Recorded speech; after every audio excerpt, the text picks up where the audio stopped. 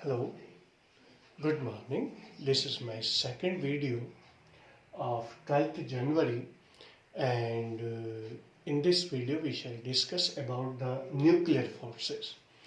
What is nuclear force? हम लोग अच्छी तरह से जानते हैं कि किसी भी न्यूक्लियस के अंदर प्रोटॉन और न्यूट्रॉन्स होते हैं, और ये जो प्रोटॉन और न्यूट्रॉन्स होंगे, इन प्रोटॉन्स और न्यूट्रॉन्स के अंदर इन्हीं को हम लोग कलेक्टिवली किस नाम से जानते हैं? न्यूक्लियॉन्स के नाम से जानते हैं। तो ये प्रोटॉन और न्यूट्रॉन क्या होते हैं? कलेक्टिवली न्यूक्लियॉन्स कहलाते हैं, और न्यूक्लियॉन्स के बीच में लगने वाला जो फोर्स है उसी को हम लोग किस नाम से जानते हैं? न्यूक्लियर फोर्स के नाम से जानते हैं। A force acts between nucleons of a nucleus within it is called nuclear force. इसी को हम लोग किस नाम से जानते हैं? न्यूक्लियर फोर्स के नाम से जानते हैं। अब इसके अंदर कुछ बहुत अमेजिंग कैरेक्टरिस्टिक्स होते हैं, तो कैरेक्टरिस्टिक्स के बारे में हम लोग डिस्कस करेंगे।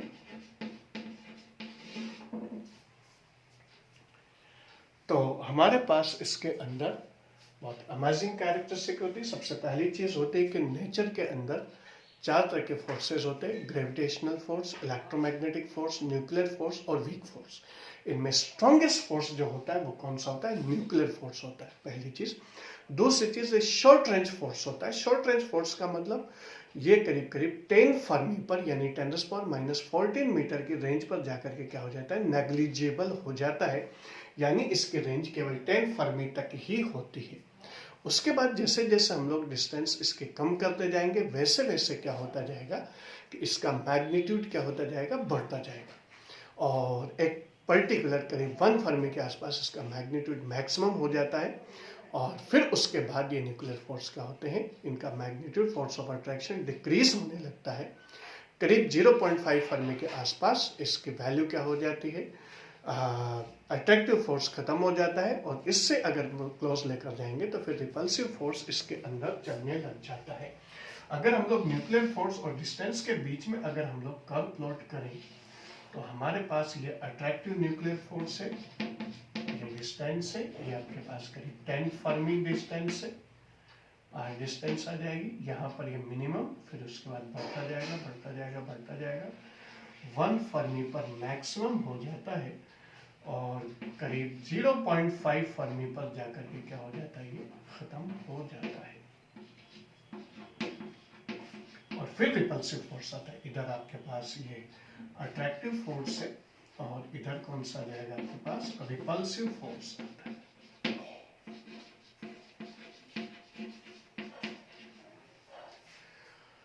और इस तरह से हमारे पास ये क्या होता है? नॉर्मली ये अट्रैक्टिव फोर्स ही रहेगा, लेकिन बहुत शॉर्ट डिस्टेंसेस पर ये स्ट्रांगली रिपल्सिव फोर्स बन जाता है। इसके अंदर आपके पास जो स्लोप है यानी distance of nuclear force with जो आपके पास जो सेपरेशन है न्यूक्लियंस का, वो क्या होता है कि जनरली तो ये अट्रैक्टिव होता है। दूसरी चीज, इसका जो स्लोप है इसका रिपल्सिव का ज्यादा और इसका कम, यानी कि न्यूक्लियर फोर्सेस के अंदर क्या होता है कि जैसे जैसे हम लोग डिस्टेंस को कम करते जाएंगे वैसे वैसे न्यूक्लियर फोर्स इंक्रीज होता जाता है अट्रैक्शन के अंदर और रिपल्शन के अंदर। रिपल्शन के अंदर तेजी के साथ इसके अंदर ये ज्यादा स्ट्रांगली चेंजेस, इसके अंदर ये ज्यादा चेंजेस इसमें आते हैं अट्रैक्शन के कंपैरिजन में। अगर हम लोग ग्राफ प्लॉट करें किसके बीच में? पोटेंशियल एनर्जी और डिस्टेंस के बीच में, तो हमारे पास कर्व का शेप इसी से मिलता जुलता रहेगा, 10 फर्मी पर नेग्लिजिबल,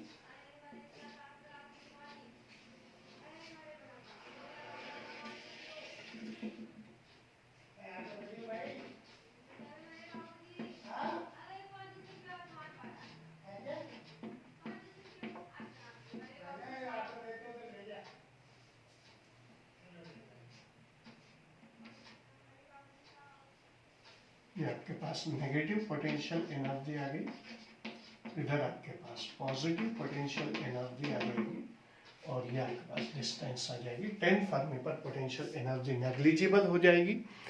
और इसी वजह से शॉर्ट रेंज फोर्स होता है 1 फर्मी पर मैक्सिमम पोटेंशियल एनर्जी नेगेटिव, फिर उसके बाद पोटेंशियल एनर्जी क्या हो जाती है, पॉजिटिव हो जाती है।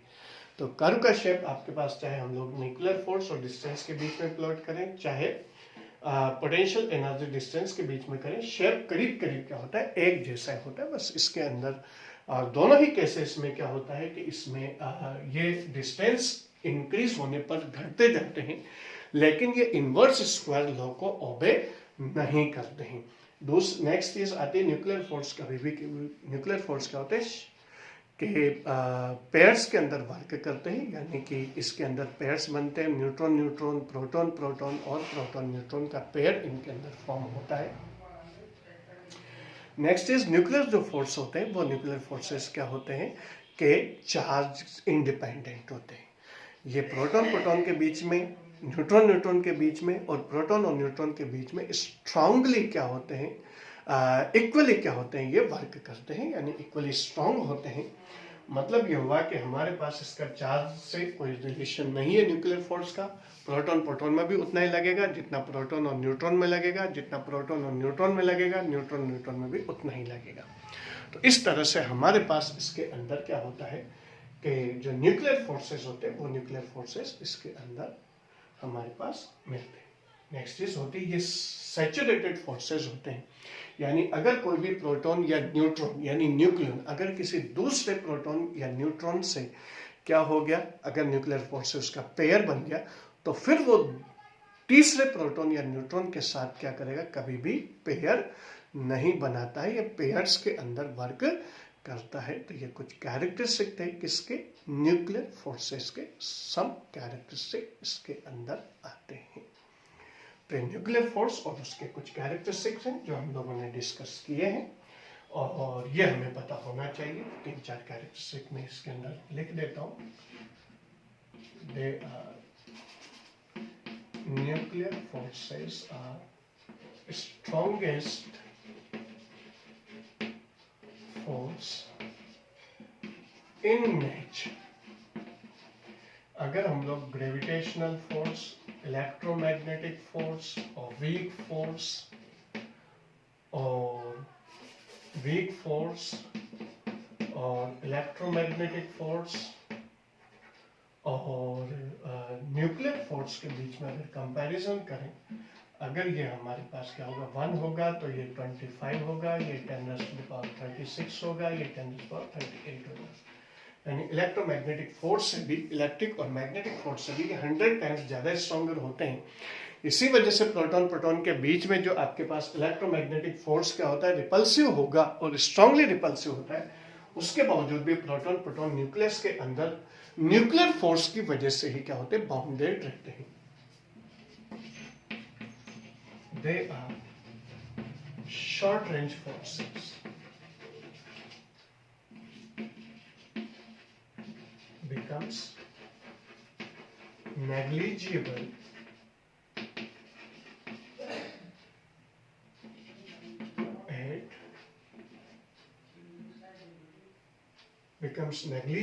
at 10 fermi. तो ये शॉर्ट रेंज फोर्सेस हमारे पास इसके अंदर होते हैं। दे आर चार्ज इंडिपेंडेंट, ये चार्ज इंडिपेंडेंट होते हैं, यानी कि प्रोटॉन प्रोटॉन, न्यूट्रॉन न्यूट्रॉन और प्रोटॉन न्यूट्रॉन के जो पेयर्स बनेंगे उसमें इक्वल न्यूक्लियर फोर्स वर्क करेगा। They are saturated forces. ये सैचुरेटेड फोर्सेस होते हैं, यानी कोई भी न्यूक्लियर अगर मान लो किसी प्रोटॉन या न्यूट्रॉन के साथ एक सर्टेन न्यूक्लियर फोर्स से बाउंडेड हो गया, तो फिर वो किसी तीसरे के साथ कभी बाउंडेड नहीं होता है। दे increase with the decrease in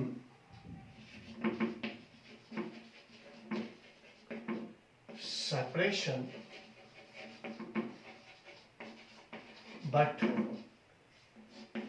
they never obey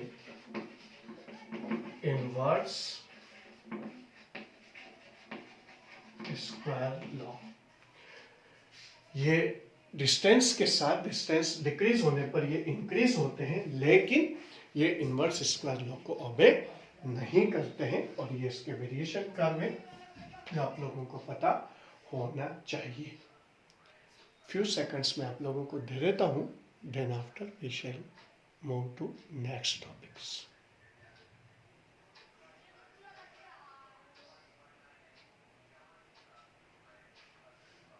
okay, next आता है हमारे पास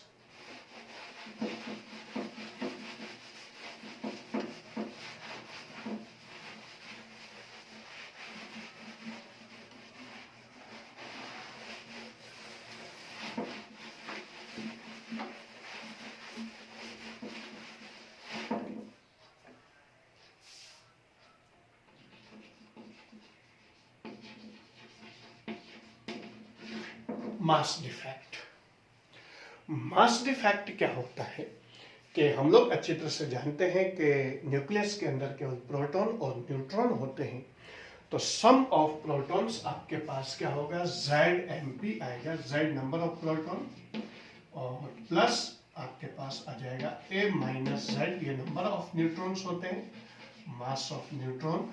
तो sum of masses of all protons and all neutrons है, it is always greater than the mass of nucleus।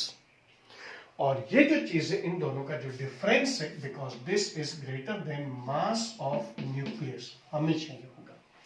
यानी प्रोटॉन और न्यूट्रॉन जो न्यूक्लियस के अंदर होते हैं, उनके मासेस का सम मास ऑफ न्यूक्लियस से क्या होता है, ज्यादा होता है।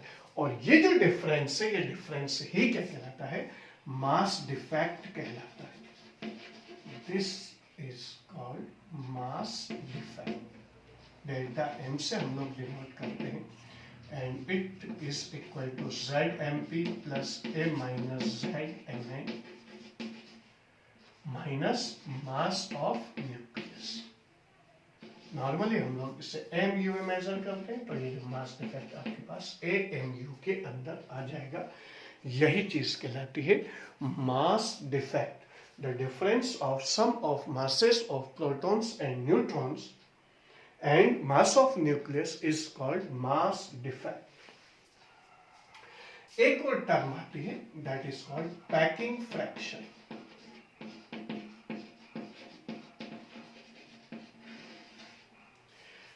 पैकिंग फ्रैक्शन क्या होता है, पैकिंग फ्रैक्शन होता है हमारे पास mass defect and mass number का जो रेशियो होता है, यानी मास डिफेक्ट पर न्यूक्लियन ही को हम लोग किस नाम से जानते हैं, पैकिंग फ्रैक्शन के नाम से जानते हैं। पैकिंग फ्रैक्शन होगा mass defect upon mass number. इसी चीज को हम लोग पैकिंग फ्रैक्शन के नाम से जानते हैं, यानी mass defect per unit nucleon या per nucleon. Mass defect per nucleon is called packing fraction.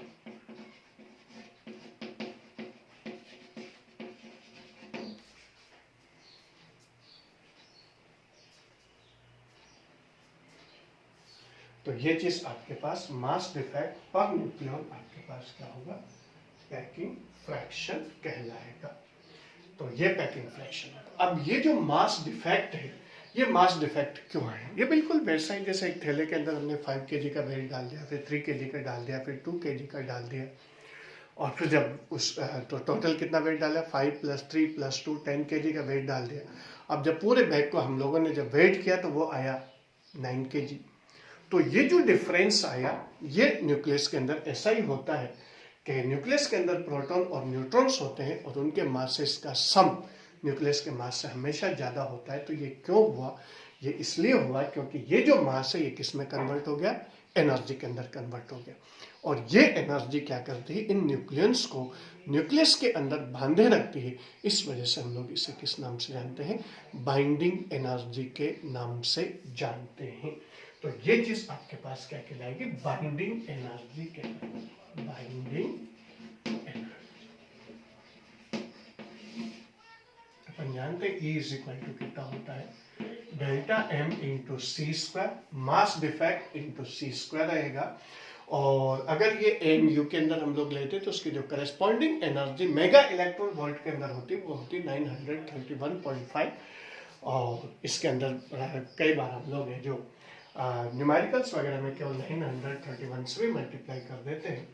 आपके पास जो बाइंडिंग एनर्जी है वो बाइंडिंग एनर्जी आपके पास कितनी आ जाएगी, mass defect ZMP plus A minus ZMN minus mass of nucleus into 931 mega electron volt के अंदर आपके पास बाइंडिंग एनर्जी आएगी।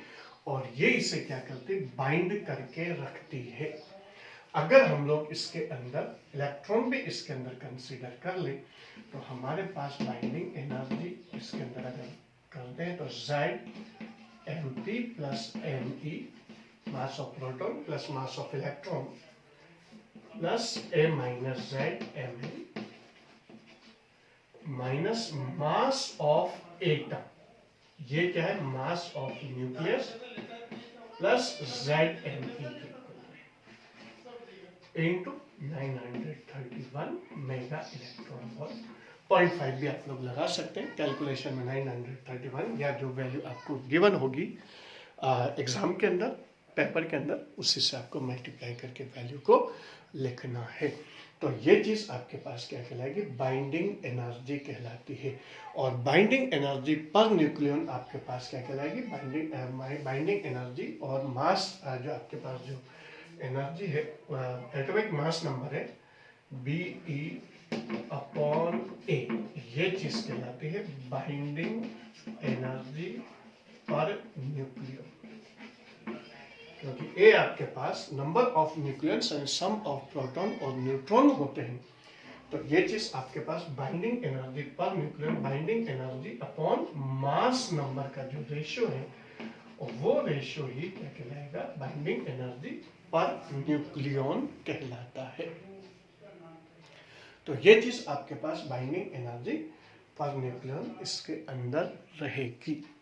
फ्यू सेकंड्स में आप लोगों को दे देता हूं and then we shall move to next.